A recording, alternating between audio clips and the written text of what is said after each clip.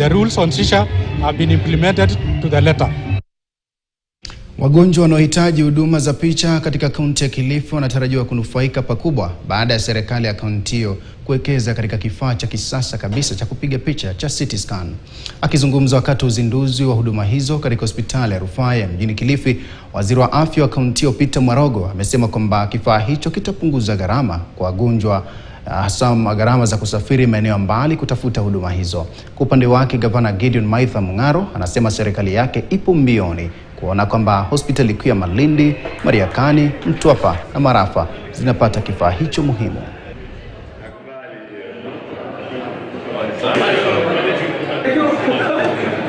Unagusa na kupiga picha yenyewe mahali utarajii.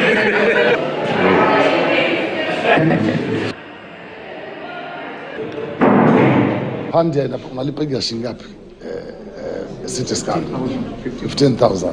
Ukija hapa majirani yetu wako na 16 slice wanacharge 10,000. Hii ni 64 slice. It's one of the best machines you have today in the world. We went to Arab Health, we went to Germany Medica, and this is the best machine you have in the market today. And this machine was not bought from a shop. It was designed from scratch. That's why it took time. That's why watu wengine walikuwa kwa mitandao wakipiga hadithi mingi because they have no idea and they don't want to ask. This machine you order, then it's built for Kilifi.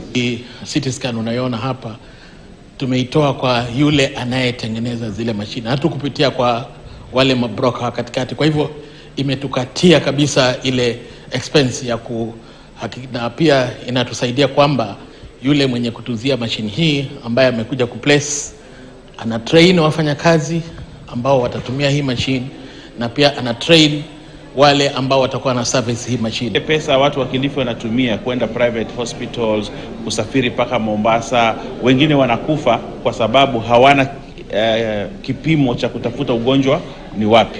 Lakini sasa we have an opportunity to discover diseases and to reduce the mortality rate. Naam, kufuatia